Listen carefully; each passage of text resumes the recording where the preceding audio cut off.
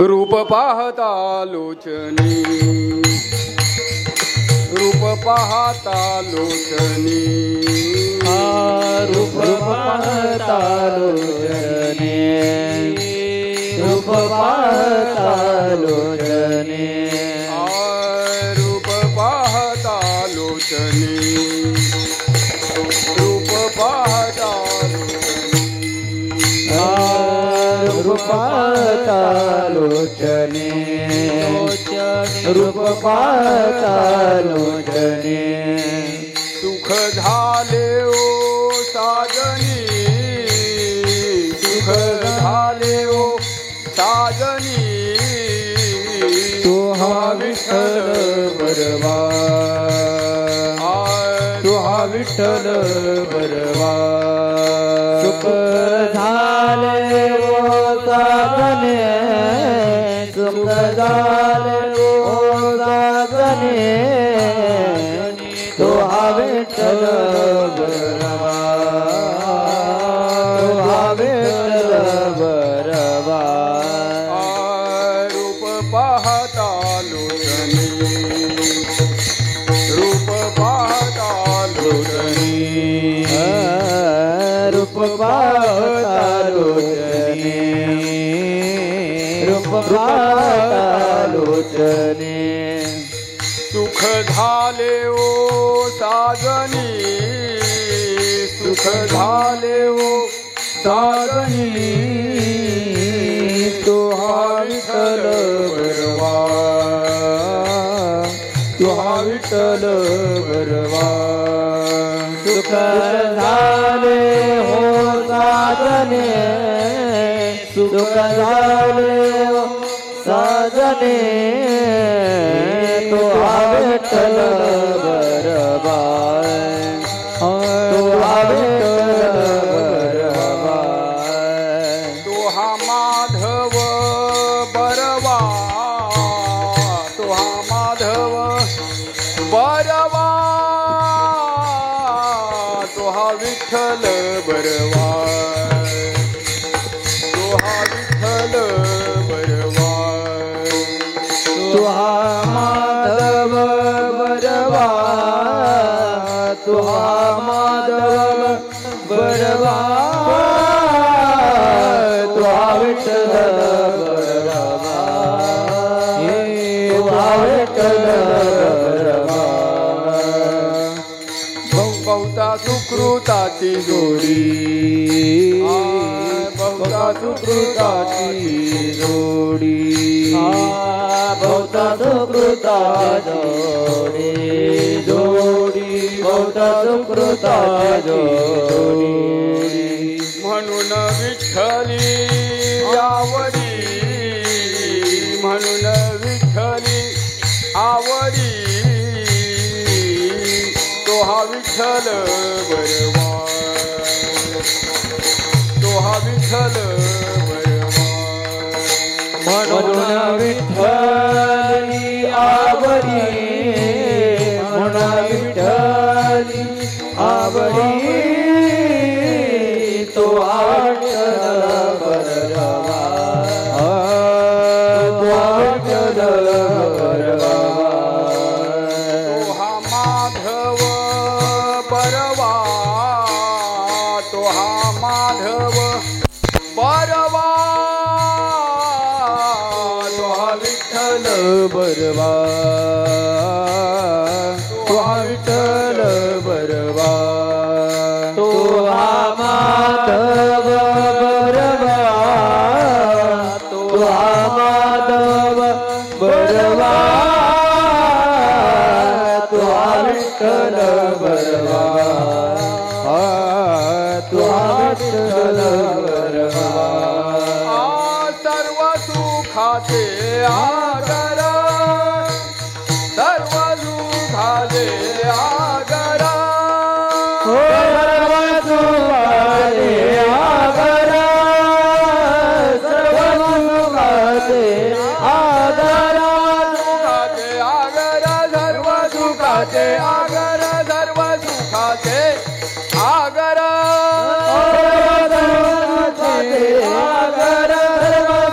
सुखाचे आगर सर्व सुखाचे आगर बाप रखुमा देवीवर बाप रखुमा देवीवर तो हा विठ्ठल बरवा तो हा विठ्ठल बरवा बाप रखुमा देवीवर बाप रखुमा देवीवर तो हा विठ्ठल बरवा तो हा विठ्ठल बरवा सर्व सुखाचे आगर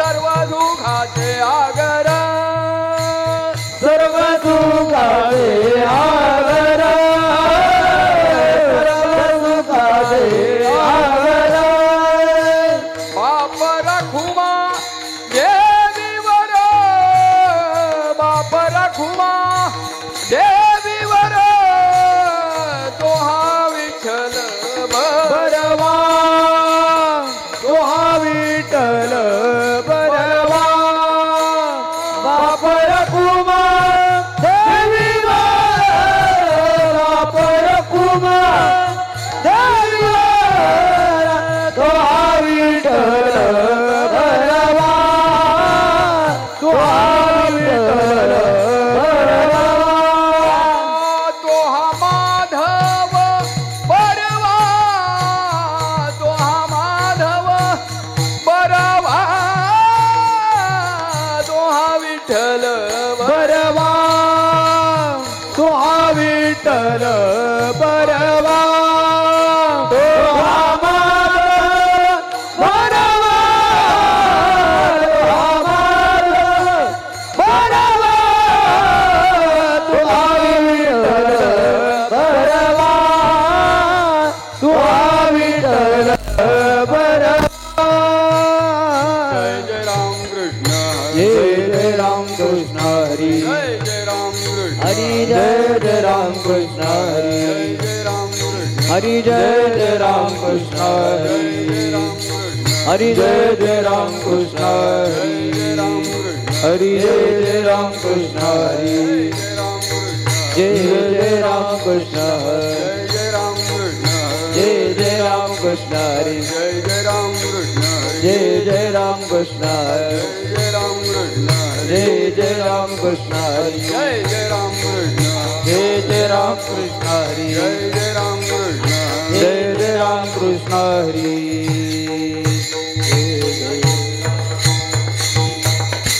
आजी बरवे झाले आजी बरवे झाले आजी बरवे झाले आजी बरवे झाले माझे माहेर भेटले माझे माहेर भेटले माझे माहेर भेटले माझे माहेर भेटले माझे माहेर भेटले माझे माहेर भेटले आजी बरवे झाले आजी बरवे झाले आजी बरवे झाले आजी बरवे झाले माझे माहेर भेटले माझे माहेर भेटले माझे माहेर भेटले माझे माहेर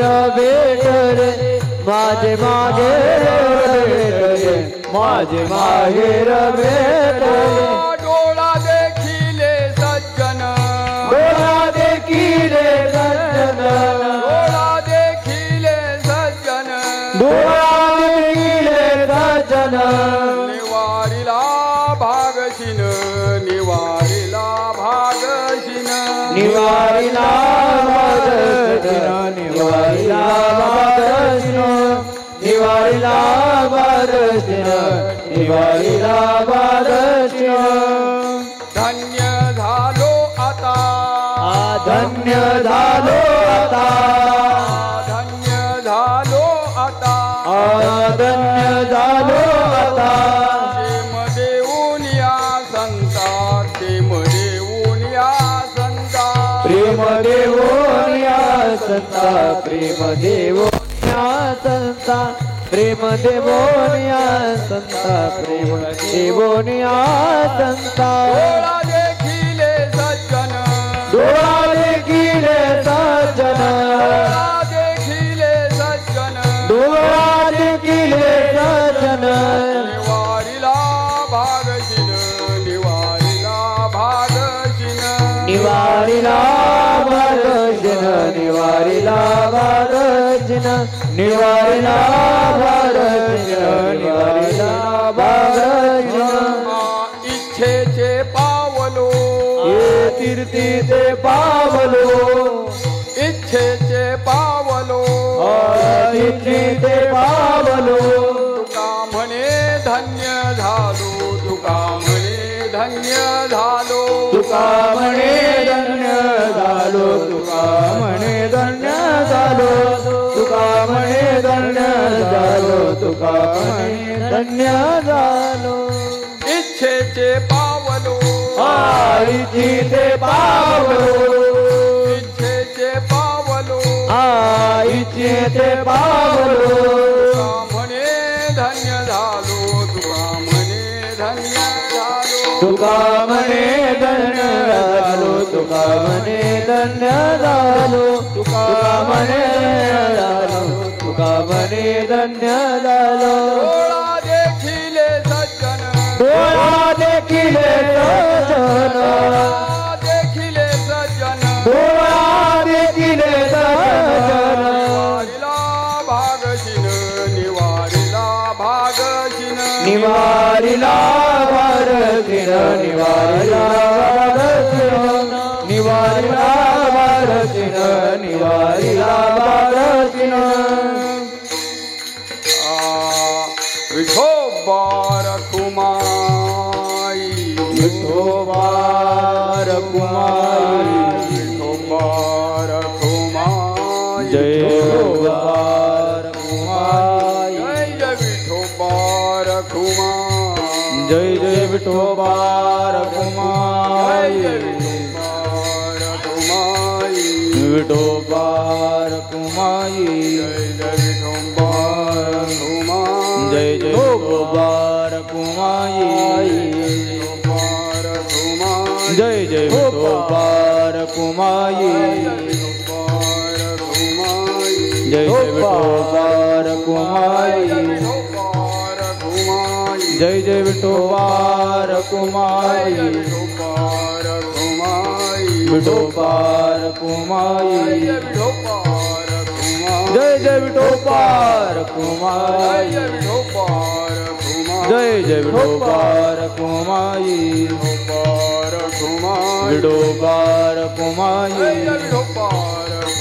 विठोबा रखुमाई विठोबा रखुमाई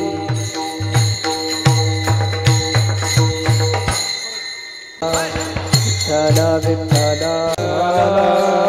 विठ्ठल विठ्ठल कुंडली गौरधार विठ्ठल श्री ज्ञानदेवा विठ्ठल विठ्ठल विठ्ठल विठ्ठल विठ्ठल विठ्ठल विठ्ठल विठ्ठल विठ्ठल विठ्ठल कुंडली गौरधार विठ्ठल आजी बरवे झाले माझे माहेर भेटले डोळा देखिले सज्जन निवारिला भागशीन धन्य झालो आता क्षेम देऊनिया संता डोळा देखिले सज्जन निवारिला भागशीन इच्छेचे पावलो तुका म्हणे धन्य झालो डोळा देखिले सज्जन निवारिला भागशीन विठ्ठल विठ्ठल विठ्ठल विठ्ठल विठ्ठल विठ्ठल विठ्ठल विठ्ठल विठ्ठल विठ्ठल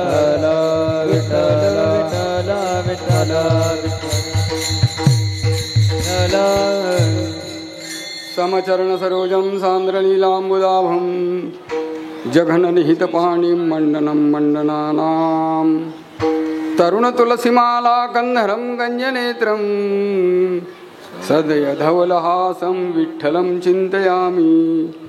नमो सद्गुरु सच्चिदानन्दरूपा, नमो सद्गुरु तुकया ज्ञानदीपा, नमो सद्गुरु सच्चिदानन्दरूपा, नमो सद्गुरु भक्तकल्याणमूर्ती, नमो सद्गुरु भास्करा पूर्णकीर्ती। श्री संताची माथा चरणावरी, श्री संताची माथा चरणावरी, संताची माथा चरणावरी, संताची माथा चरणावरी। सांग हे करी दंडवत, सांग हे करी दंडवत, सांग हे करी दंडवत। आजी बरवे झाले माझे माहेर भेटले, डोळा देखिले सज्जन निवारिला भागशीन। आपल्या पाथर्डी या गावामध्ये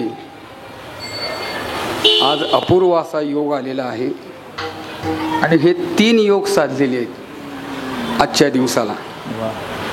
श्रावण शुद्ध तृतीया हा जो आजचा दिवस आहे तो पाथर्डीकरांच्या पारमार्थिक इतिहासामधलं एक सुवर्णपान आहे। याचं कारण असं आहे, 3 योग साधलेले आहेत आपण। पहिला योग तर असाधारण स्वरूपातला आहे। विश्वगुरु संतश्रेष्ठ श्री निवृत्तीनाथ महाराज पंढरीच्या वारीहून जेव्हा परतीला आलेले आहेत तेव्हा ते आपल्या गावाहून त्र्यंबकेश्वरला स्वस्थानाला अशा प्रकारचे गेलेले आहेत आणि तिथे विराजमान झालेले आहेत। तेव्हा आपल्या हर्षद महाराजांनी सांगितल्याप्रमाणे हा योग पालखी सोहळ्याच्या 236 वर्षामध्ये पहिल्यांदाच पाथर्डीमध्ये आलेला आहे। हे विशेष आहे। त्यामुळं हा विशेष योग हा मोठा योग आहे। प्रत्यक्ष शिवावतार असणारे भगवान श्री निवृत्तीनाथ महाराज पंढरीची वारी करून या ठिकाणी परतीला आपल्या स्वस्थानाला येत आहेत आणि जाता जाता आपल्या ठिकाणी थांबून आपल्याला दर्शन देऊन ते आणखी त्या ठिकाणी गेलेले आहेत। हे केवढा मोठा योग आहे। पंढरीला जाऊन आलेल्या वारकऱ्याच्या पाया पडणं हे किती पुण्यदायक मानलं जातं। इथे तर संतश्रेष्ठ पंढरीहून आपल्यापाशी आलेले आहेत आणि त्यांच्या दर्शनामध्ये तुम्हाला त्यांच्या दर्शनाबरोबर पंढरी रायाचंही दर्शन सहजच अशा प्रकारचं घडलेलं आहे। ज्यांना पंढरीला जाताच आलं नाही, जे जाऊ शकले नाहीत, त्यांना इथे बसून पंढरी आणि त्र्यंबकेश्वर अशा प्रकारच्या दोन्ही यात्राचं फळ अशा प्रकारचं प्राप्त झालेलं आहे। हा एक मोठा योग आहे। दुसरा योग असा की पाथर्डी हे गाव तसं पाहिलं तर आमच्या फडावरचं आहे, म्हणजे देहूकरांच्या फडावरचं आहे असं महाराजांनी नेहमीच सांगतात। पण फडावरचं जरी असलं तरी या ठिकाणी कीर्तन करण्याचा योग माझाही पहिल्यांदाच आलेला आहे। हा दुसरा योग आहे, म्हणजे दुसरा अपूर्व योग जे आहे त्यातला दुसरा योग म्हणजे माझ्या कीर्तनाचा। मी इथे तसं येऊन गेलेलो आहे, 2-4 वेळेला येऊन गेलेलो आहे। निवृत्तीनाथ महाराजांच्या पंढरीला जाताना जो पालखी सोहळा निघतो त्याच्यामध्ये ज्या वर्षापासून पाथर्डीहून त्या सोहळ्यामध्ये दिंडी अशा प्रकारची सहभागी झाली, त्या दिंडीची सुरुवात करण्याकरता आदरणीय महाराजांनी आम्ही दोघेही अशा प्रकारची इथे उपस्थित राहिलो आणि त्या वर्षापासून प्रतिवर्षी पालखी सोहळ्यामध्ये आपल्या पाथर्डीची दिंडी स्वतंत्रपणाने चालत आहे। असं त्या निमित्ताने माझं येणं झालं, पण कीर्तन मात्र कधी झालं नव्हतं। ते आज प्रथमच आजच्या दिवशी घडत आहे। हा दुसरा अपूर्व योग आहे। आणि तिसरा अपूर्व योग जो आहे तो याच्याही आधी कधी आला नव्हता आणि पुढेही येणं शक्य नाही, कारण आयुष्यामध्ये 75वं वर्ष एकदाच येतं, ते आधीही आलेलं नसतं आणि पुढेही येणारं नसतं। तेव्हा अशा महाराजांच्या अमृत महोत्सवी वर्षाच्या निमित्ताने पाथर्डी गावामध्ये अशा प्रकारचं आणखी ते या ठिकाणी येतात, अशा प्रकारचे त्यांचे चरण या गावाला लागतात, हाही मोठा अपूर्व योग अशा प्रकारचा म्हटलेला आहे. तात्पर्य मला असं सांगायचं आहे की असे 3 योग आजच्या दिवसाला पाथर्डीमध्ये आणखी एकवटून आलेले आहेत. आणि त्याच्याबरोबरच मग आम्ही आमच्या देहूकरांच्या फडाच्या वतीनं कालच्या आषाढ शुद्ध पौर्णिमा म्हणजे गुरुपौर्णिमेपासून एक उपक्रम सुरू केलेला आहे.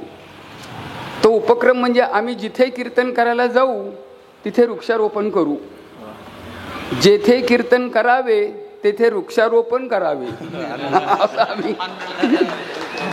असा हा उपक्रम केलेला आहे. आणि त्या उपक्रमाला अनुसरून कालच कराडला माझं कीर्तन झालं. तिथं 1 नारळाचं झाड, 3 पिंपळाची झाडं आणि 5 वडाची झाडं अशी 9 झाडं त्या ठिकाणी आम्ही अशा रीतीनं वृक्षारोपण त्या ठिकाणी केलेलं आहे. आणखी त्याच्या यादी लातूर जिल्ह्यात केलेलं आहे, सांगली जिल्ह्यात केलेलं आहे. असो, तो भाग नाही महत्त्वाचा, पण इथेही अशा प्रकारचं वृक्षारोपण आल्याबरोबर आम्ही महाराजांच्या समवेत केलेलं आहे. आणि पिंपळाचं झाड या ठिकाणी लावलेलं आहे. अश्वत्थ सर्व वृक्षानाम अशी भगवंताची विभूती ज्याच्यामध्ये सांगितलेली आहे, असा हा पिंपळ वृक्ष, असा हा अश्वत्थ वृक्ष या प्रांगणामध्ये आपल्या आणखी लावलेला आहे. आता त्या लावण्याचा दुसरा हेतू असा की हे झाड जसं जसं मोठं होत जाईल, जसं जसं ते वाढत जाईल, तेव्हा हे झाड तुम्हाला नित्यस्मरण हे देईल की निवृत्तीनाथ महाराजांच्या परतीच्या पालखीचा प्रवास पहिला आमच्या गावात झाला त्यावेळेचं हे झाड आहे. विठ्ठल विठ्ठल विठ्ठल विठ्ठल विठ्ठल एवढी प्रस्तावना केल्यानंतर मी आता अभंगाकडे वळतो. कारण मला संयोजकांनी सांगितलं आहे की 8:15पर्यंत तुम्ही कीर्तन करायचं आहे.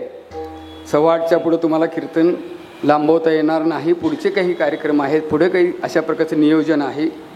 त्यामुळं आपल्या नियोजित वेळेमध्ये मी थोडक्यात या अभंगाचा विचार मी आपल्यापुढे मांडणार आहे. आजी बरवे झाले माझे माहेर भेटले, डोळा देखिले सज्जन निवालेला भागशीन. पंढरीहून पंढरीची वारी करून हे नामधारक असणारे वैष्णव असणारे हे वारकरी जेव्हा परतीत आणखी ठिकाणी निघालेले आहेत, यात्रा करून पुन्हा परत निघालेले आहेत, त्यावेळेला अशा या वारकऱ्यांना भेटल्यानंतर जो आनंद झालेला आहे, जो लाभ झालेला आहे, ज्या फळाची प्राप्ती झालेली आहे, त्याचा निर्देश महाराज या अभंगातून करतात. आजी बरवे झाले, आजी बरवे झाले, आजी बरवे झाले, आजी बरवे झाले. माहेर भेटले, माझे माहेर भेटले, माझे माहेर भेटले, माझे माहेर भेटले, माझे माहेर भेटले, माझे माहेर भेटले. या अभंगाचा विचार करत असताना गाथ्यामध्ये जे अनेक अभंग आहेत, त्या अनेक अभंगामधला हा एक अभंग आहे, पण तो अनेक अभंगासारखा नाही. याचं कारण असं आहे की या अभंगाला एक पार्श्वभूमी आहे, त्याला काही अशा प्रकारचा मागचा पुढचा काही धागा दोरा आहे. आणि तो असा आहे की हा अभंग गाथ्यामध्ये अनेक अभंगाची प्रकरणं आहेत, प्रकरणवार अभंग आहेत. जसं धरणेकऱ्याचं प्रकरण आहे, नाट अभंगाचं प्रकरण आहे, सालोमालोचं प्रकरण आहे, बाळक्रीडेचं प्रकरण आहे, खुद्द महाराजांच्या निर्याण प्रसंगाच्या अभंगाचं प्रकरण आहे. असे अनेक जी प्रकरणाचे अभंग आहेत, त्या अनेक प्रकरणाच्या अभंगामध्ये पत्रिकेचं एक प्रकरण आहे. पत्रिकेचं प्रकरण याचा अर्थ असा की ही पत्रिका म्हणजे कुठली जन्मपत्रिका नव्हे, किंवा ही पत्रिका म्हणजे कुणाची लग्नपत्रिका सुद्धा नाही. मग ही पत्रिका म्हणजे काय? ही पत्रिका म्हणजे पत्र आहे. या पत्रिकेचा अर्थ आहे पत्र. आदरणीय डॉक्टर रामकृष्णदासजी महाराजांनी आपला देहूकरांचा ओळीचा गाथा संपूर्ण अशा प्रकारचा आणखी सार्थ तयार केलेला आहे, सार्थ लिहिलेला आहे. आणि त्याच्यामध्ये त्यांनी अगदी या संबंधातले विवेचन अत्यंत यथायोग्य पद्धतीने केलेलं आहे. तेव्हा त्याच्यामध्ये आपण जर पाहिलं तर तुमच्या लक्षात येऊ शकेल. मी फक्त संक्षिप्तामध्ये आपल्याला हे सगळं सांगत जातोय. आता जास्त मी फारसं ते त्याचा पाल्हाळ लावत नाही. तर अशा प्रकारे या पत्रिकेच्या प्रकरणातला अभंग आहे. पत्रिकेचं प्रकरण, पत्रिका याचा अर्थ पत्र. या पत्रिकेच्या प्रकरणामध्ये एकूण 66 अभंग आहेत आणि या प्रकरणाचे एकूण 3 भाग आहेत. त्या 3 भागातला 3ऱ्या भागातला हा अभंग आहे. आजी बरवे झाले माझे माहेर भेटले. काय आहे हे पत्रिकेचं प्रकरण, कशाचं हे पत्र आहे, कसले 3 भाग आहेत, याचा अशा प्रकारचं आणखी तुम्हाला ज्ञान झाल्याशिवाय या अभंगाचं यथार्थता तुम्हाला कळणार नाही. इतर अभंगाप्रमाणे हा अशा प्रकारचा अभंग सहजासहजी तुम्ही सोडवू शकाल, त्याची अर्थदृष्टी तुमच्यापर्यंत लावू शकाल. पण त्याची पार्श्वभूमी जर लक्षात घेतली तर हा वेगळ्या प्रकारचा अभंग याच्याकरता आहे की महाराजांच्या जीवनामध्ये जे अनेक प्रसंग आलेले आहेत त्यातला एक प्रसंग असा आलेला आहे. महाराजांच्या जगद्गुरू तुकोबरायांच्या घराण्यामध्ये पंढरीच्या वारीचा नित्यनेम अशा प्रकारचा होता. पंढरीची वारी करणं, आपलं उपास्य दैवत असणारा पंढरीधीश भगवान श्री पांडुरंगाचा आणखी त्या ठिकाणी भक्ती करणं, त्याचं नामचिंतन करणं, अशा प्रकारची अव्याहत सेवा या घराण्यात चालत आलेली आहे. खुद्द महाराजांच्याही आधी 7 पिढ्यापासून, विश्वंभर बाबांच्यापासून अशी ही परंपरा चालत आलेली आहे. महाराजांनी ती खूप वृद्धिंगत केलेली आहे. नुसती वृद्धिंगत केली नाही तर मोठ्या अभिमानाने ती जतन केलेली आहे. अशा प्रकारचा पंढरीच्या वारीचा नेम या घराण्यामध्ये चालत होता. जगद्गुरू तुकोबराय अनेक अशा प्रकारच्या वैष्णवांच्या सह पंढरीची वारी करत होते असा कागदोपत्रीच उल्लेख आहे. तेव्हा अशा प्रकारची वारी करत असताना त्यांच्या जीवनामध्ये एक प्रसंग असा आला की त्यांना पंढरीच्या वारीला जाणं अत्यंत कठीण झालं. काही शारीरिक अशा प्रकारची आणखी त्या ठिकाणी अवस्था त्यांची अशी निर्माण झाली की ते पंढरीच्या वारीला जाऊ शकले नाहीत. पंढरीच्या वारीला जाणं अत्यंत दुरापास्त झालं. शरीराची अशी अवस्था झाली की ज्या शारीरिक अवस्थेमुळे त्यांना पंढरीकडे आणखी वारीला जाणं हे अगदी कठीण झालं, अवघड झालं. आणि मग अशा वेळेला बरोबरीचे वारकरी नियमाप्रमाणे पंढरीला जेव्हा निघाले तेव्हा महाराजांनी सांगितलं, आता मला काही पंढरीला येता येत नाही, माझं भाग्यच अशा प्रकारचं असं वाटतं आहे की का माझे पंढरी न देखती डोळे, काय हे न कळे पापयाचे, पाय पंथ काहे न चलती वाट, कोण हे अदृष्ट कर्मवळी, काहे पायावरी न पडे मस्तक, क्षेम का हस्तक न पवती, वगैरे अशा प्रकारे याच प्रकरणातल्या अभंगातली प्रमाण घेतो बरं का मी. तर या पद्धतीनं महाराज म्हणतात, मला कुणी सांगेल का, चला तुम्हाला पंढरीला देवाने बोलवलेलं आहे, मग मी त्या पंढरीची वाट मी ताबडतोब धरेन. कोणामुखी ऐसे ऐकी न मी मात, चाल तुझं पंढरीनाथ बोलावी तू, मग मी न धरी मागेल वाट, वेगी धरी न वाट माहेराची, अशा प्रकारे. तेव्हा असं जर काही घडेल तर मी येईन. पण महाराजांना ते शक्य होईना. मग अशा वेळेला महाराजांनी बरोबरीचे जे वारकरी पंढरीच्या वारीला निघालेले होते त्या वारकऱ्यांच्या जवळ पंढरी रायाकरता एक पत्र लिहून दिलेलं आहे आणि वारकऱ्यांना विनंती केली, हे माझं पत्र घ्या, पंढरीला द्या आणि त्यांना माझी आठवण करून द्या. निश्चित त्याला अशा प्रकारचं माझ्या आठवण राहील. कारण बहु कान दृष्टी ऐके देखना, पुरोनिया जना उरलासे, अशा प्रकारे सांगितल्या विन जाणे अंतरीचे, पूर्वावेजाचे तैसे कोड, अशा प्रकारचा तो आणखी सर्वज्ञ असल्या कारणामुळे तुम्ही हे माझं पत्र दिल्यानंतर मग तो देव माझ्यावर काही कृपा करेल, तेव्हा हे पत्र तुम्ही पंढरी राहायला द्या. अशा पद्धतीने हे पत्र वारकऱ्यांच्या हाती दिल्यानंतर महाराज देहू क्षेत्रामध्ये वारकऱ्यांच्या परतीची वाट पाहू लागली. ते परत कधी येतील, माझ्या पत्राचं उत्तर केव्हा आणतील, देवाने त्यांना काय सांगितलेलं आहे याची उत्कंठा महाराजांना आणखी लागून राहिलेली आहे. आणि अशा स्थितीमध्ये देहूमध्ये पंढरीच्या वाटेकडे महाराज डोळे लावून बसलेले आहेत की माझे हे वारकरी कधी येतील. आता माझे सखे येती वारकरी, जीवा असं थोरी लागतील, सांगतील माझ्या निरोपाची मात, सकळ वृत्तांत. वा, तुम्हाला सगळी पत्रिका पाठ आहे वाटतं. अशा प्रकारे त्याप्रमाणे महाराज वाट पाहू लागलेले आहेत. आणि वाट पाहत असताना देहू क्षेत्रामध्ये राहून पंढरीचं दर्शन महाराज देहूमध्ये करतायत. आपल्या मनश्चक्षू पुढे आपल्या मनापुढे महाराज पंढरी दर्शन करत आहेत. माझे वैष्णव, माझे हे नामधारक आता पंढरीला पोचले असतील, चंद्रभागेमध्ये गेले असतील, वाळवंटामध्ये हरिनामाचा गजर अशा प्रकारचा करत ते नाचत असतील. पुंडलिकरायाचं दर्शन घेतलं असेल, पंढरीरायाचं दर्शन घेतलं असेल, त्याच्यानंतर पुन्हा प्रदक्षिणा केली असेल, हरिकथा झाली असेल, नामचिंतन झालं असेल, नामाचा गजर पंढरीमध्ये मोठा झाला असेल. असं चित्र महाराज देहूमध्ये बसून आपल्या मनापुढे पाहत आहेत. आणि मग त्यांनी पाहिलं, आता झालं, यात्रा आता संपली, पंढरीचा काला झाला. आणि मग हे सगळे वारकरी आता परत फिरले असतील. आता पंढरीहून आता परतीच्या मार्गाला लागले असतील, परतीच्या मार्गाला लागले असतील. आणि मग परतीच्या मार्गाला लागल्यानंतर पंढरीमध्ये जो सोहळा त्यांनी अनुभवलेला आहे त्या सोहळ्याची चर्चा करत करतच ते पंढरीची वाट सोडून पुन्हा आपल्या अशा प्रकारच्या परतीच्या मार्गाने चालत आलेले असतील. काय चर्चा करत असतील, काय बोलत असतील? गरुड टक्के टाळ मृदंग पताका, गरुड टाळ मृदंग पताका, गरुड टक्के टाळ मृदंग पताका, गरुड टक्के टाळ मृदंग पताका.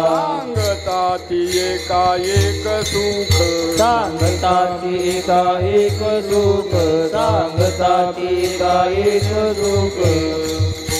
पंढरीच्या यात्रेमध्ये असणारा गरुड टक्क्याचा भार, तिथं टाळमृदंगाचा होणारा गजर, त्याचा ध्वनी आणि त्याच्या नामाचा अशा प्रकारचा गजर, हे सगळं आणखी आठवत त्याच्या संबंधीची चर्चा करत करत हे माझे नामधारक वैष्णव परतीला निघालेली असतील, परतीला निघालेली असतील.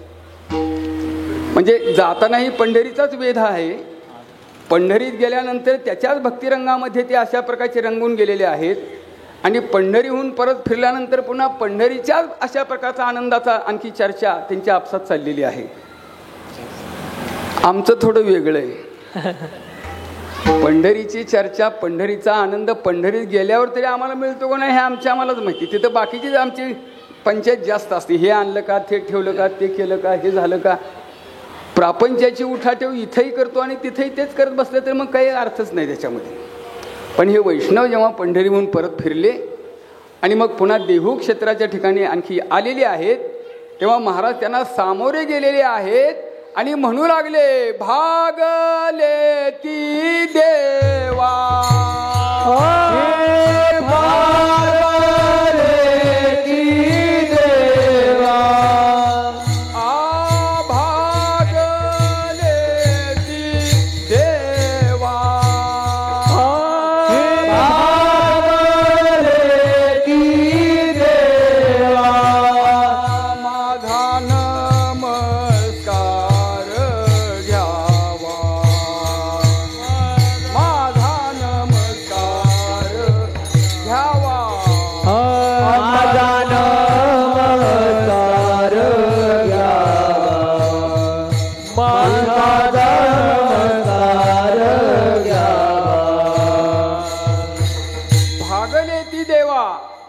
नमस्कार घ्यावा.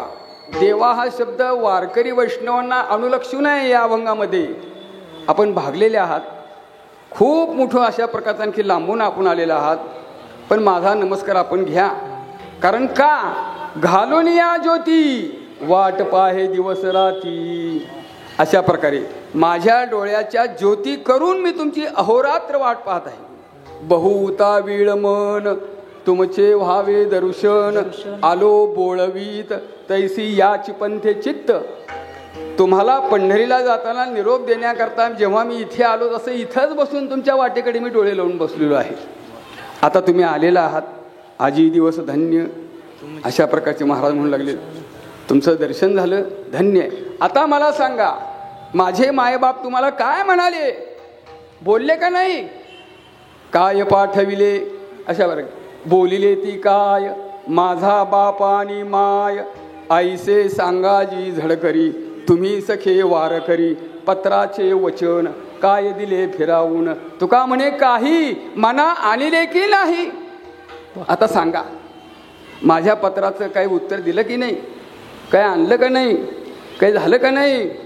अशा प्रकारे मला सांगा. आता काय पाठविले सांगा भातुके विठ्ठले, असे लागला असे जीव काय केली माझी कीव फेडिले मुडतर किंवा कैसी जर्जर तुका म्हणे सांगा कैच्या अर्थ पांडुरंगा. हे सगळं ऐकल्यानंतर महाराजांचं बोलणं ऐकल्यानंतर हे जे वैष्णव महात्मे होते, हे वारकरी संत होते, ते महाराजांना म्हणू लागले, महाराज अहो काही काळजी करू नका तुम्ही, तुमचा निरोप आम्ही देवाला सांगितला, देवाने त्याच्यावरचं पत्राचं उत्तर आमच्यापाशी दिलेलं आहे, ते उत्तर घेऊनच आम्ही तुमच्याकडे आलेलो आहे, तुम्ही अगदी स्वस्थ राहा.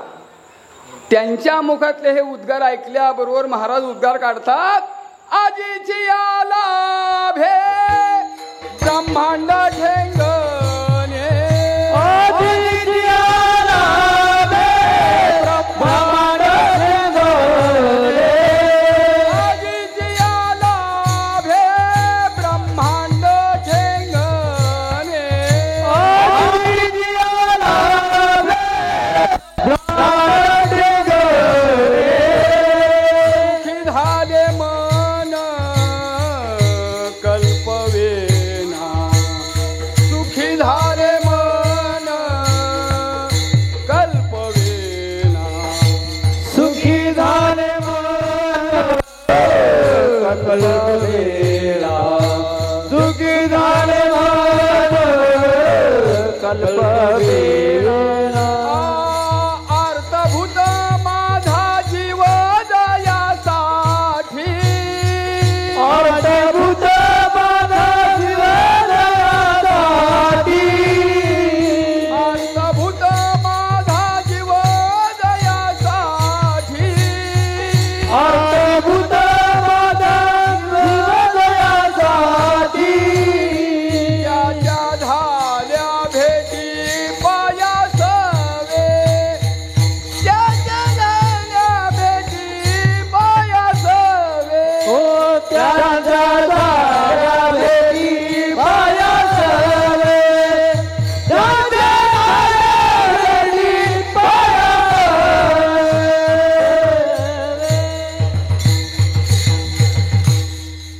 महाराज म्हणतात काय सांगावं, मला केवढा आनंद झालेला आहे, जिथं ब्रह्मांड सुद्धा मला ठेंगणं वाटायला लागलं, आता लहान वाटू लागलं. आजीची आला भे ब्रह्मांड ठेंगणे, सुखी झाले मन कल्पविना, आर्तभूत माझा जीवदयासाठी, त्याच्या झाल्या भेटी पायासवे, वाटुली पाहता शिनले नयन बहु होते मन अर्थभूत, तुका म्हणे भेटी निवारीला ताप, फळले संकल्प संत आले. अशी गोष्ट घडली. आणि मग महाराजांनी या तिसऱ्या प्रकरणामध्ये या महात्म्यांच्या वैष्णवांच्या नामधारकांच्या संबंधाने उद्गार काढले. आपण पंढरीहून आलात, माझा निरोप घेऊन आलात, माझी इच्छा पूर्ण केली, मला अशा प्रकारचं समाधान माझं केलेलं आहे. हे जसं महाराजांच्या बाबतीत घडलेलं आहे, अगदी तसंच तुमच्या बाबतीत काल घडलेलं आहे. वा. संत श्रेष्ठ विश्वगुरु निवृत्तीनाथ महाराज पंढरीची वारी करून आलेले आहेत आणि जाताना पाथर्डीहून त्या आपल्या स्वस्थानाला गेलेले आहेत. तेव्हा अशा महात्म्यांच्या दर्शनामध्ये होणं म्हणजे त्यांच्या भेटीमध्ये प्रत्यक्ष माहेराची भेट होण्यासारखं आहे. असाच लाभ आपल्याला या निमित्ताने घडलेला आहे.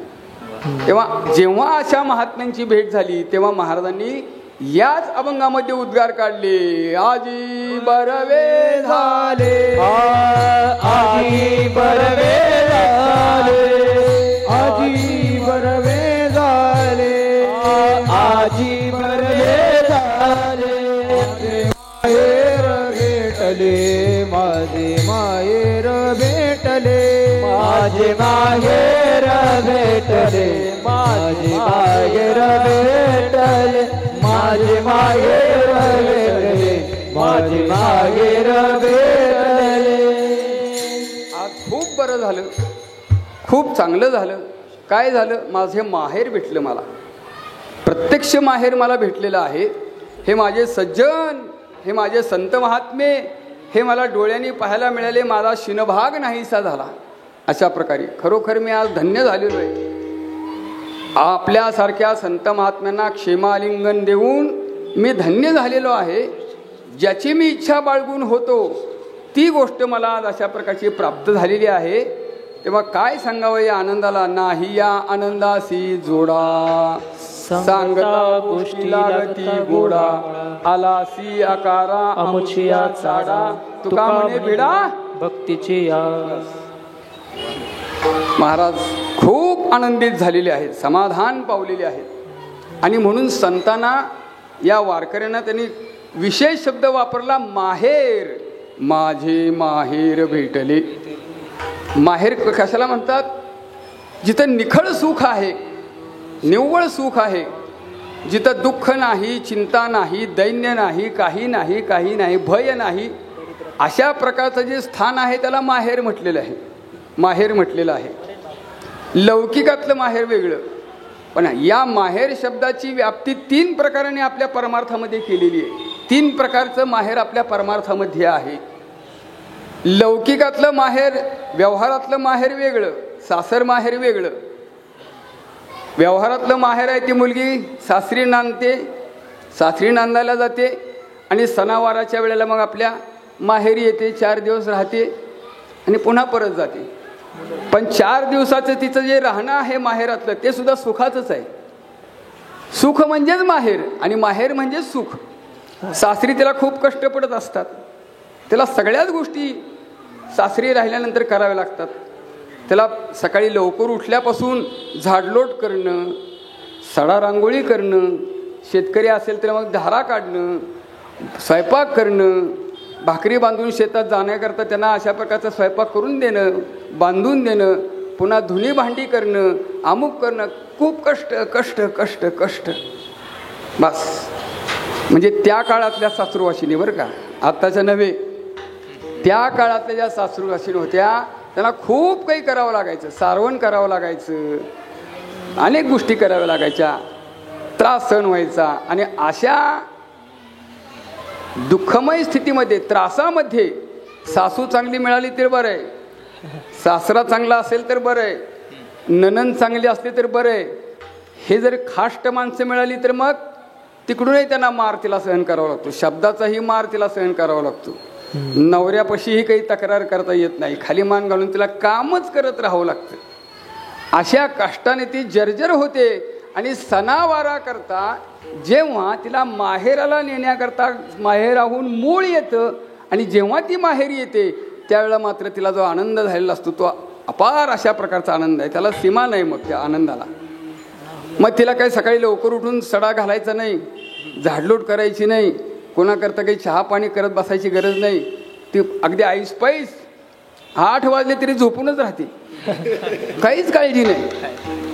इकडे तिकडे फिरणारा भाऊ म्हणतो, अगं अक्का अजून किती वेळ झोपणार आहे, सूर्य उगवून आला ना. आहे म्हणते, गप रे, आला तरी येऊ दे, आता ती माहेरच आली, आपल्या घरी आलेली आहे, तिला जरा आराम करू दे, तिला तू त्रास देऊ नकोस, सावकाश, झोप झोप झोप, काही काळजी नाही. उलट तिच्या उशापाशी आई पुन्हा चहा घेऊन येते आणखी, हा चहा घे.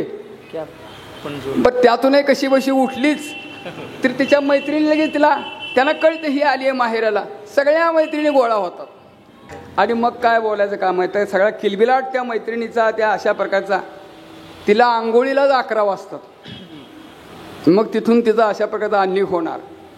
इतकी सुखाची अवस्था आहे, त्याला काळजीच नाही काही. स्वयंपाक करायचा आहे, कोणाला काही द्यायचं आहे, कोणाकडून काही घ्यायचं आहे, काही नाही. स्वस्थ राहणे, खाणं पिणं बसणं गप्पा असाचा आनंद, निखळ भोगत राहणं, निरतिशय आनंद भोगत राहणं, हे परमार्थातलं माहेराचं सुख आहे. परमार्थातलं माहेरचं सुख काय आहे? सासर म्हटलं की बंधन आहे, आपल्याला माहिती आहे. सासर म्हटलं की बंधन आहे, सासर म्हटलं की जाच आहे, सासर म्हटलं की भीती आहे. म्हणून तर महाराजांनी देवाला सांगितलं, बाबा आम्हाला का असं केलं, कारण बंधनामध्ये आम्ही अडकलेलो आहोत. सासरी राहणं याचा अर्थ बंधनात राहणं. केवळ स्त्रियाच बंधनात आहेत असं समजू नका. आपण पुरुष जरी लिंगभेदाने असलो तरी आपण सुद्धा सासरीमध्येच आहोत, कारण आपण बंधनात आहोत. आपल्याला कसलं बंधन आहे? जीवदशा हेच बंधन आहे. अशा प्रकारे म्हणून महाराज म्हणतात, कागा सासुरवासी केल ओढे तुझ पाशी, कागा सासुरवासी भीती केले तुझ पासी सासुरवासी भीतो जीव ओढे तुझ पासी सासुरवासा भीतो जीव ओढे तुझ पासी आपुले सत्ता स्वाधीनता तुझी आता दोही मिळतील चारा के आमुदी आता दोही मिळतील चारा के आमुदी आता दोही मिळतील चारा के आमुदी. अशा सासुरवासामध्ये म्हणजे जीव अशा प्रकारच्या बंधनात जो बद्ध झालेला आहे, जीवाची जीवावस्था संपून निज स्वरूपामध्ये प्राप्त होणं म्हणजे माहेराच्या स्थितीत जाणं अशा प्रकारे. म्हणून तर महाराज म्हणतात की आता या मनुष्य देहाला आपण आलेलो आहोत तेव्हा हा जीवपणा संपवण्याचा हा काळ आहे, ही संधी आहे. बरवी ही वेळ सापडली संधी अशा प्रकारे महाराजांच्या अनेक आणखी त्या ठिकाणी बरवे झालो आलो मनुष्य देहा अशी जोडजोडली मनुष्य देहा ऐसी. बस अशा पद्धतीने मी इथे आलेलो आहे. तात्पर्य असं आहे की आता ही जीवदशा संपवण्याचाच हा भाग असल्या कारणामुळे आपण आता आपला हा जीवदशा संपवू आणि आपल्या स्वस्थानाला म्हणजे माहेराला म्हणजे सुखाच्या स्थानी निरंतर जाऊन राहू. आपण जाऊ त्या माहेरा निजाची जाऊ त्या माहेरा निजाईया जाऊ त्या माहेरा निजाईया जाऊ त्या माहेरा. तुका म्हणे घालू जीवपणाची रा तुका म्हणे घालू जीवपणाची रा तुका म्हणे घालू जीवपणाची रा तुका म्हणे घालू जीवपणाची रा. जाऊ त्या माहेरा निजाची जाऊ त्या माहेरा निजाची जाऊ त्या माहेरा निजाची जाऊ त्या माहेरा निजाची. महाराज म्हणतात ही जीवावस्था संपून आपल्या निजस्थानाला जाऊ म्हणजे तुका म्हणे घालू जीवपणा चिरा जाऊ त्या माहेरा निजाचिया अशा प्रकारे त्या आपल्या माहेराला जाऊया आपण.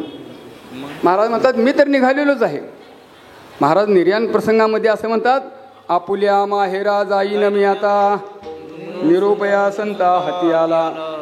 महाराज म्हणू लागले आता मी माहेराला निघालेलो आहे, संतांनी मला तो निरोप आणलेला आहे, माझ्या मायबापाने माझं सुखदुःख ऐकलेलं आहे, तेव्हा चला तुम्ही माझ्याबरोबर.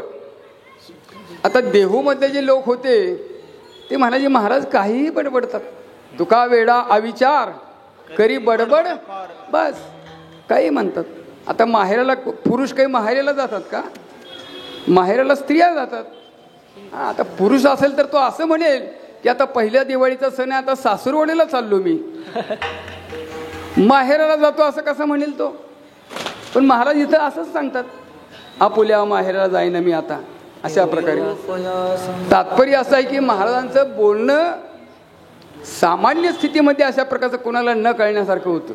माहेर म्हणजे हे निजस्थान निजस्वरूपामध्ये आपण अशा प्रकारच्या ब्रह्मानंदामध्ये आपण राहणं हे खरं माहेर आहे आपलं. हे आपली अवस्था संपून आपण त्या स्थितीमध्ये राहणं याला खरं अशा प्रकारचं माहेर म्हटलेलं आहे. आणि तिथे आपले खरे मायबाप आहेत. अशा प्रकारे जाऊ निजाच्या माहेरा जाऊ निजाच्या माहेरा जाऊ निजाच्या माहेरा जाऊ निजाच्या माहेरा. बेटी रखुमाईच्या वरा भेटू रखुमाईच्या वरा भेटू रखुमाईच्या वरा भेटू रखुमाईच्या वरा भेटू रखुमाईच्या वरा भेटू रखुमाईच्या वरा. माहेर या शब्दाचा एक अर्थ हा आहे. माहेर या शब्दाची व्याप्ती ही आहे. दुसरं जे माहेर आहे ते पंढरी आहे. संतांनी पंढरीला माहेर म्हटलेलं आहे. पंढरीये माझे माहेर साजनी ओविया कांडणी गाऊ राही रखुमाई सत्यभामा माता पांडुरंग पिता माहीर. महाराजांनी पंढरीला माहेर म्हटलेलं आहे. नामदेवराय सुद्धा पंढरीलाच माहेर म्हणतात. माहेर संताते नाम केशवाते नामया स्वामी केशवाते नामया स्वामी केशवाते. माहेर संताचे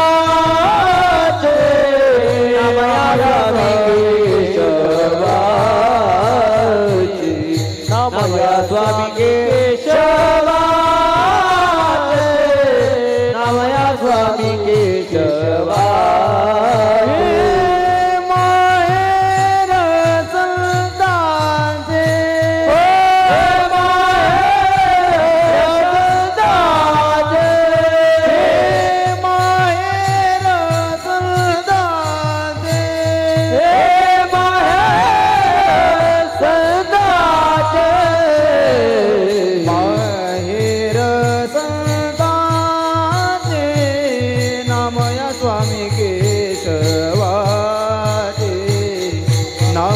स्वामी केशवाचे नामया स्वामी केशवाचे. माहेर संताचे नामया स्वामी केशवाचे नामया स्वामी केशवाचे नामया स्वामी केशवाचे. हे माहेर आहे. पंढरीला माहेर म्हटलेलं आहे. महाराजांनी पुष्कळ ठिकाणी सांगितलेलं आहे. आमचे घर भीमा तरी अशा प्रकारे आमचे माहेर पंढरी आमचे घर भीमा तरी पांडुरंग आमचा पिता रखुमाई आमची माता भाऊ पुंडलिक मुनी चंद्रभागा आमची बहिणी चुका तुका जुनाट मिरासी ठाव दिला हे आमचं माहेर आहे. हे अशा प्रकारचं संतांनी पंढरीला माहेर म्हटलेलं आहे. पंढरी हे माहेर आहे. मग माहेराहून कुणी आलं की माहेरच्या सुखदुःखाच्या गोष्टी त्याच्याशी केल्या जातात. लौकिक व्यवहारामध्ये सुद्धा तुम्ही पहा. सासरी नांदणारी मुलगी आहे ती ज्या गावात दिलेली आहे त्या गावामध्ये तिच्या माहेरचं कुणीतरी आलं. कुणीतरी तिच्या पतीचा म्हणा सासऱ्याचा म्हणा परिचित अशा प्रकारचा एक गृहस्थ तिथे आला. पण तो तिच्या माहेरचा आहे. आल्यानंतर मग ती पहिलं पुढं जाते आणि मग माझे बाबा बरे आहेत का, आमची आई चांगली आहे का, आमच्या घरचं कसं चाललेलं आहे, हे सगळे माहेरची चौकशी ती अशा प्रकारची करते. कारण तो माहेरहून आला आहे ना. आणि मग त्याला म्हणते आता नुसता चहा घेऊन जाऊ नका बरं का, आता स्वयंपाक चालूच आहे, जेवण केल्याशिवाय तुम्ही जाऊच नका. एवढं अगत्यही दाखवते. त्याचा अशा प्रकारचं स्वागतही करते. एवढं प्रेम माहेर आहे ना. माहेरहून आला आहे ना. अहो मनुष्य माहेरहून आलेला आहे त्याच्याबद्दल कौतुक वाटल्यात नवल नाही. माहेरचं कुत्रं जरी आलं तरी तिला आनंद वाटतो. हे आमच्या माहेरचं आहे बरं का, आमच्याच माहेरातलं हे कुत्रं आहे. आता इतका अशा प्रकारचं माहेरचं कौतुक आहे. महाराज म्हणतात अशा प्रकारच्या माहेराहून जे महात्मे आलेले आहेत ते सुद्धा मला प्रत्यक्ष माहेराच्या स्वरूपातच आहेत. माहेरीचे आले ते मज माहेर, माहेरचे आले ते मज माहेर, माहेरीचे आले ते मज माहेर, माहेरचे आले ते मज माहेर. सुखाचे उत्तर करीन त्या, सुखाचे उत्तर करीन त्या, सुखाचे उत्तर करीन त्या. वारकरी वैष्णव माहेराहून आले म्हणजे पंढरीहून आलेले आहेत, तेव्हा ते प्रत्यक्ष मला माहेरच वाटत आहेत. तेव्हा पायावरी माथा आलिंगीन बाही घेईन पायवणी धोन या, आपुल्या जीवीचे सुखदुःख भावे सांगेन आगवे आहे तैसी. महाराज म्हणतात की अशा प्रकारचे त्यांना मी भेटेन, प्रत्यक्ष माहेर भेटीचा आनंद त्यांच्या रूपातून मला प्राप्त होतो आहे. म्हणून महाराजांनी संतांना अभंग माहेर म्हटलेलं आहे. याही अभंगामध्ये माझे माहेर भेटले, संतांना आहे, वारकऱ्यांना अनुलक्षून आहे, हे माझं माहेर आहे. माहेर म्हणजे काय? सुख, निव्वळ सुखाचं स्थान म्हणजे माझं माहेर आहे. मग हे जे संत महात्मे आहेत हे केवळ सुखाशिवाय दुसरं इथं लवलेश नाही. इथं सुख दुःख नाही, भीती नाही, चिंता नाही, व्याप नाही, त्रास नाही, काहीच नाही. निखळ सुखाचा आनंद या वैष्णवांच्या यांच्या संगतीमध्ये आहे. म्हणजे हेच खरं माझे माहेर आहे अशा प्रकारे. कारण खरं सुख इथं आहे. सुख या संत समागमे, ओ सुख या संत समागमे, नित्य दुनावे तुझिया नामे, नित्य दुरावे तुझिया नामे, दहन होती सकळ करमे, दहन होती सकळ जने, सर्व काळ प्रेमे डुलत मनोनी नाही काही चिंता, मनोनी नाही काही चिंता, सर्व काळ प्रेमे डुलत मनोनी नाही काही चिंता, मनोनी नाही काही चिंता. खरं सुखाचं स्थान हे सुखया संत समागमी, नित्य दुनावे तुझ्या नामे, दहन होती सकळ कर्मे, सर्व काळ प्रेमी डुल्लत असो, म्हणून नाही काही चिंता. का? तूच आमचा माता पिता, बहीण बंधू आणि चुलता आणि का गोता सर्व ठाई. बस का असं महाराज म्हणतात? कारण देवा यांना मी माहेर म्हणतो याचं कारण असं आहे की तुझ्या नामाचा घोष सतत हे करतात आणि खऱ्या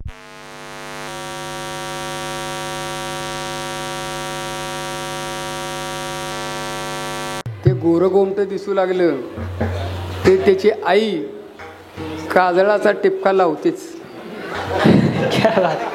तसा आपला हा सगळा सोहळा आषाढी परतीचा हा मोठा आनंद आपण मोठ्या आनंदाने अशा प्रकारचा तो संपन्न करीत आहोत.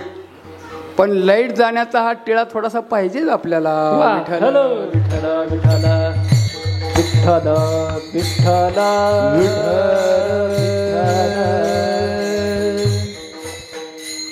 तेव्हा संतांनाच महाराजांनी माहेर म्हटलेलं आहे अशा प्रकारे. कारण सुख त्यांच्याजवळ आहे, त्यांच्याजवळ सुख आहे म्हणजे इतर कुणीही जे सुख देऊ शकत नाहीत अशा प्रकारचा ब्रह्मानंद केवळ संतांच्या संगतीमध्ये प्राप्त होतो. कारण सतत जयघोष ते करत असतात. जेथे तुझ्या कीर्तनाचा घोष हो, जेथे तुझ्या कीर्तनाचा घोष, जळतील पापे पळतील दोष, जळतील पापे पळतील दोष. काय देऊने आम्हा आनंदास, काय देऊने आम्हा आनंदास. देऊ ब्रह्मरस तुका म्हणे,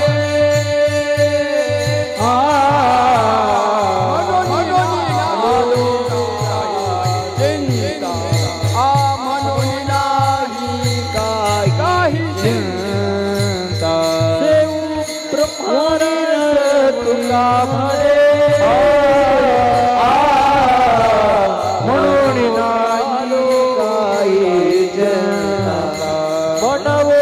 नाही नाही नाही चिंता.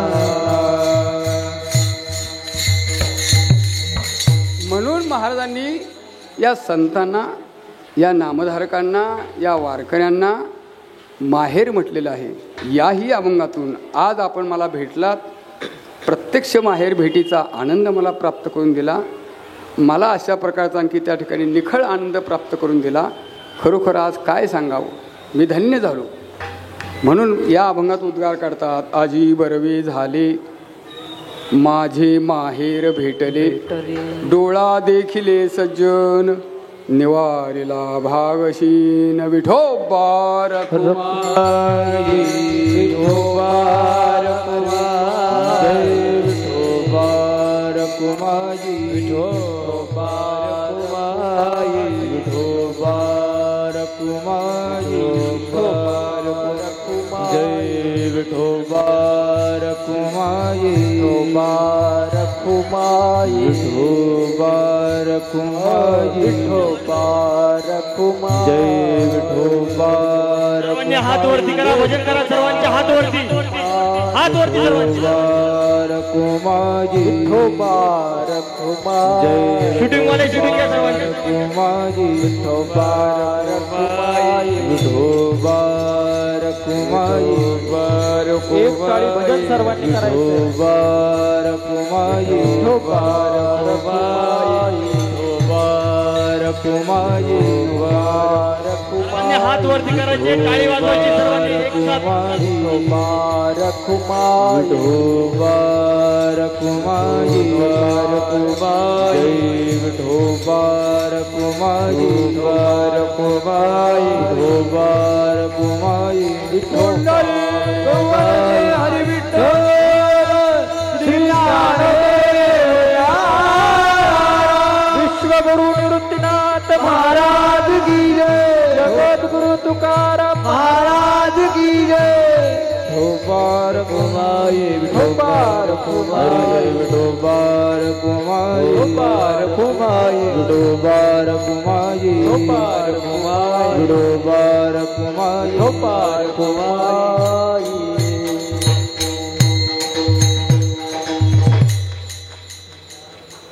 नामधारक वैष्णवांचं संबोधन करत असताना महाराजांनी दोन शब्द त्यांच्याकरता या अभंगामध्ये वापरलेले आहेत. एक त्यांना संत म्हटलेलं आहे आणि दुसरं त्यांना सज्जन म्हटलेलं आहे. संत कोण आणि सज्जन कोण, थोडक्यात मी तुम्हाला सांगतो. हे बाकीचे जे दिसतात केवळ बाह्य वेशाने तरी संत अशा प्रकारचं म्हणता येत नाही. एकच प्रमाण सांगतो आणि संतपणा कशाला म्हणतात हे महाराजांच्या शब्दात तुम्हाला सांगतो. तुका म्हणे संतपणा याची नाव, जरी होय जीव सकळांचा. अशा प्रकारे बस संतत्वाचं हे फार मोठं आणखी त्या ठिकाणी अविभाज्य अंग संतांच्या बाबतीतलं महाराज या प्रमाणातूनच प्रगट करतात. अशा प्रकारे किंवा जोपर्यंत त्याच्या स्वतःच्या देहाचा निराश होत नाही तोपर्यंत तो कुणीही असला तरी संसारिकच आहे. मग तो संन्यासी असो, तोरी अवघे, बस मला हेच सांगायचं आहे. तेव्हा तो संन्यासी असो, ब्रह्मचारी असो, कुणी असो, तो संसारिकच आहे. अशा प्रकारे ज्याच्या ठिकाणचे आशापास संपले नाहीत, आसक्ती संपली नाही, द्वेष मत्सर आदी आणखी त्या ठिकाणी विकार गेलेले नाहीत, तो भले बाह्यवेशाने अशा प्रकारचा संतत्व मिरवत असू द्या, पण खरा संत तो नाहीत. तुका म्हणे नाही निरसला देह, तोवरी अवघे संसारी. अशा प्रकारे तुका म्हणे संतपणा याची नाव, जरी होय जीव सकळांचा. हे संतत्वाचं लक्षण महाराज सांगतात. नामधारक वारकरी वैष्णव जे आहेत ते या कोटीतले आहेत म्हणून महाराज त्यांना संत म्हणतात. आणि दुसरं त्यांना म्हणतात सज्जन, डोळा देखिले सज्जन.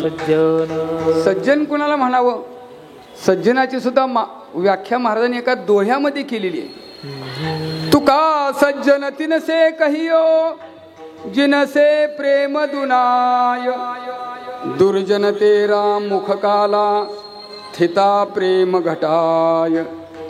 अगदी सरळ साधा आहे. अगदी साधी व्याख्या केलेली आहे सज्जन आणि दुर्जनाची. ज्याचं दर्शन झाल्यानंतर अंतःकरणामध्ये प्रेम उचंबळून येतं, समजावं तो सज्जन आहे. आणि ज्याला पाहिल्यानंतर असलेलं प्रेम नाहीच होतं आणि कपाळाला आठी पडती, नवे नवे असं वाटतं की आता कुणाचं तोंड पाहिलं आणि आजची माझी आज भेट झाली, असा तिटकारा ज्याच्याबद्दलचा वाटतो. प्रेम कमी होतं, प्रेमाचा अपकर्ष जिथं होतो त्याला दुर्जन म्हणावं बस. मग ज्यांच्या भेटीमध्ये अशा प्रकारचा आनंद प्राप्त झालेला आहे, महाराज म्हणतात की मी त्यांची अपेक्षा करत होतो. धन्य झालो आता क्षेम देऊन या संतांना क्षेम आलिंगन दिल्यानंतर मी खरोखरच धन्य झालो. माझा काळ धन्य झाला, माझी वेळ धन्य झाली. हे संत मला भेटले, खरोखर माझं अशा प्रकारचं जीवन सार्थकी लागलेलं आहे. निरोबराय सांगतात, धन्य धन्य आनंदाची सापडले वेळ, आनंदाची सापडले वेळ, संत सज्जन भेटले क्रमार, तेने संत सज्जन भेटले उपार, येला दृष्टीचा उमार, तेने येला दृष्टीचा उमार, दृष्टी दाखविला यशोदेचा बाळ, दृष्टी दाखविला यशोदेचा, दाखविला यशोदेचा बाळ, दृष्टी दाखविला यशोदेचा, आनंदाची सापडली वेळ, धन्य आनंदाची सापडली वेळ, धन्य आनंदाची सापडली वेळ, धन्य आनंदाची सापडली वेळ.